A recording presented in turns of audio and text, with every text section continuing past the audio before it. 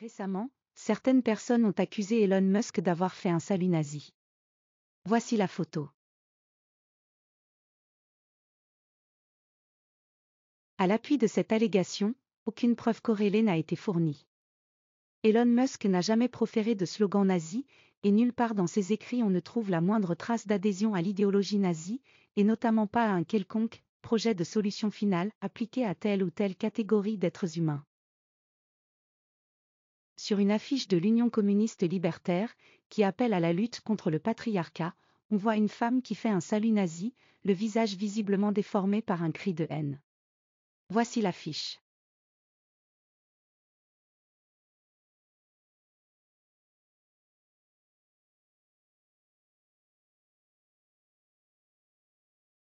La lutte contre le patriarcat est le fer de lance du féminisme. Ce qui permet de supposer que la femme sur l'affiche fait un salut nazi, c'est précisément que le féminisme reprend à son compte les slogans du nazisme, et notamment le plus célèbre d'entre eux auquel elles empruntent directement l'immonde et terrifiante phraséologie. Ainsi, lors de la journée de la femme du 8 mars 2024, elles ont défilé dans les rues de Paris derrière une pancarte revendiquant qu'un bon père est un père mort. Voici la pancarte.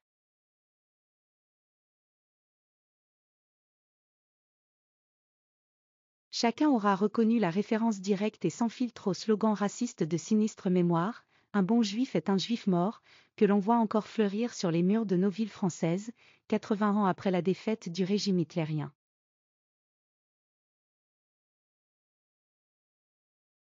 Slogan qui est décliné par les tenants de tous les racismes.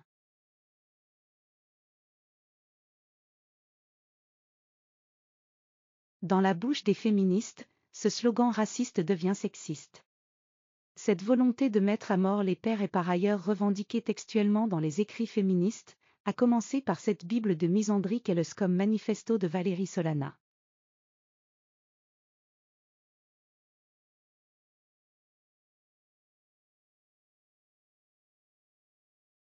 Dans ce texte, on peut lire, je cite, « Dans une société saine, l'homme trottinerait docilement derrière les femmes qui les extermineront tous.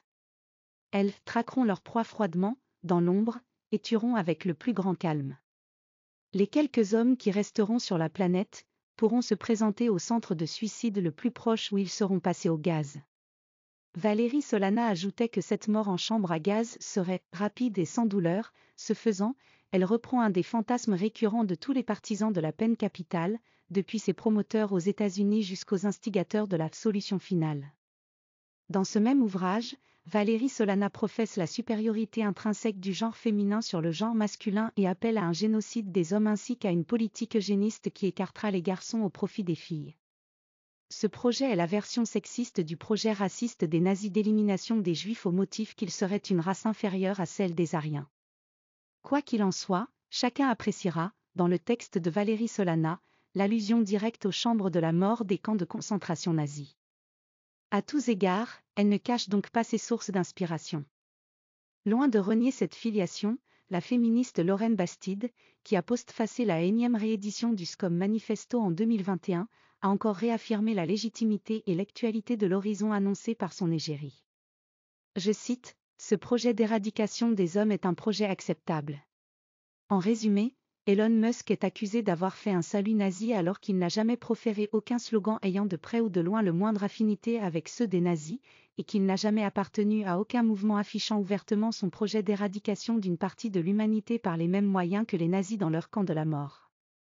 Ne devrait-on pas plutôt considérer que la militante de l'Union communiste libertaire qui milite contre le patriarcat, et donc contre les pères, fait un salut nazi compte tenu de son évidente affiliation au féminisme qui affiche dans l'espace public des slogans directement hérités du nazisme, et qui énonce dans ses textes sa volonté d'exterminer les hommes en les passant au gaz ?